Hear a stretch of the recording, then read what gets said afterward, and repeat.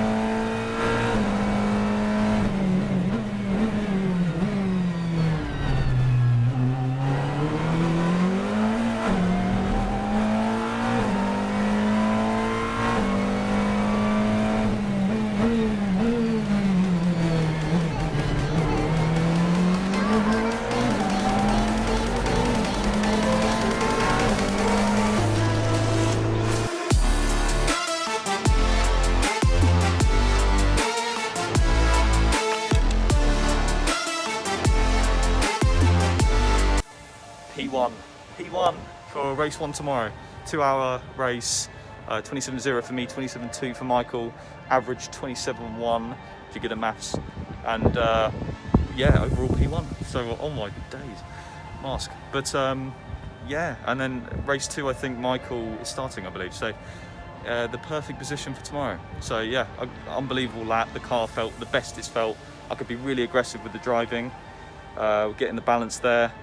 Everything's just clicking. So the more we do, the more we get better, which is great. So yeah, just need to keep the old feet on the ground and yeah, roll on tomorrow. I honestly can't wait. Leading the field into turn 1, I'll have the inside line with Collard alongside me. So yeah, it's going to be great. Honestly, living the dream.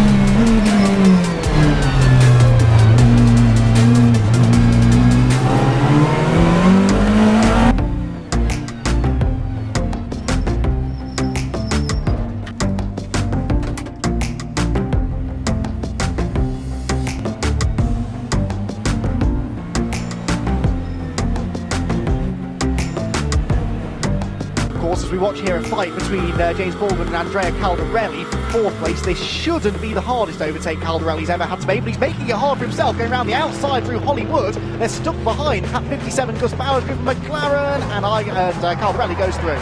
Bear in mind, James Baldwin is the only one of those two that's raced here before. Andrea Caldarelli hasn't, James Baldwin has. In 1600, and they've not given up yet because the Lamborghini up the curve, just about staying ahead. Gus Bowers, of course, who is trying to keep these lap times as good as he can in GT4, eventually has to let them go. But there's so much more that's going to shake out of all of this, with still 3/4 of an hour to go. And it's James Baldwin that gets roughed up in terms of the traffic. He was sent the wrong way there, loses time, and Andrea Caldarelli, for the moment at least, scarpers ahead.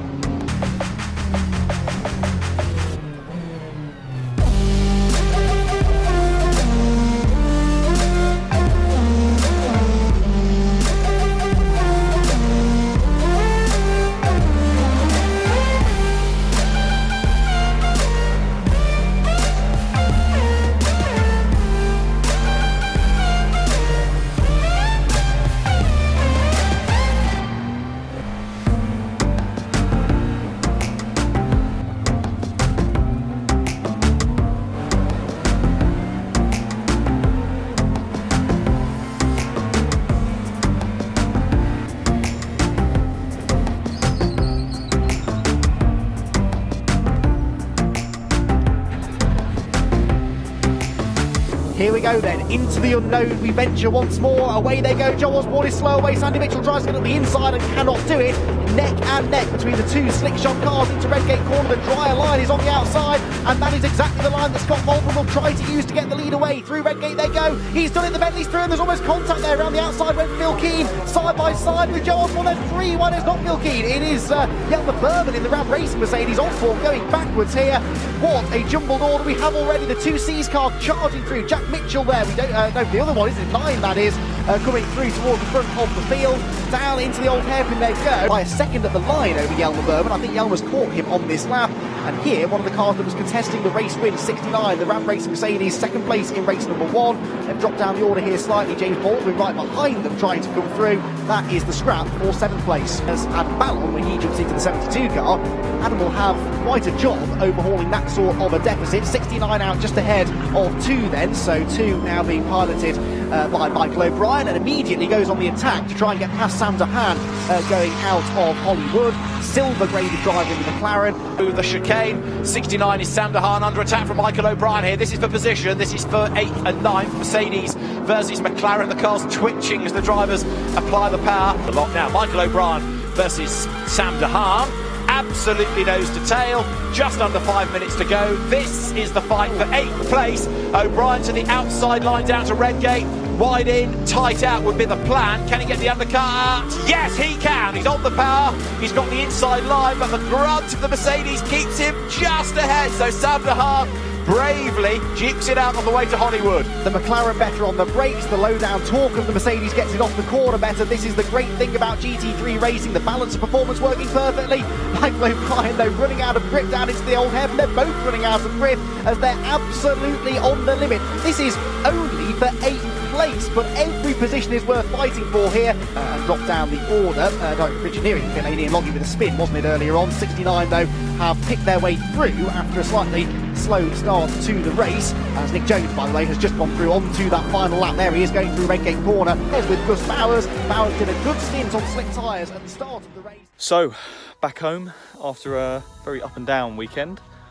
Saturday was all ups, really. I mean, we got pole, obviously, and if it was dry today, I honestly think we could have won race 1, which is annoying, really annoying. On the face of it, it was a very frustrating day, and it was in many ways, but I feel like we learned, well, I certainly learned a lot. I feel like everyone in the team learned a lot about the car, about strategy, about all sorts. So hopefully there's not too many more wet rounds, but I could be, wrong in that sense. I mean, in the dry, we are on it. Like the car balance in quali, felt amazing. So yeah, there's plenty of positives. I mean, fitness-wise, I've improved since Alton. My preparation's improved. I feel really, really good. It's just my lack of experience in the wet didn't help. And yeah, there's plenty of things to improve on, don't get me wrong. Brands is only 2 weeks away, so we need to kind of step on it and get ready for that. But yeah, after a bit of a debrief and a bit more preparation, I'm sure we can kind of picked up where we left off in Alton. So yeah, a little bit of a setback today, but with limited running, I think that's the maximum we could have got. So yeah, but yeah, hope you all enjoyed. Thanks for the support as always, and I'll see you all at Brands Hatch.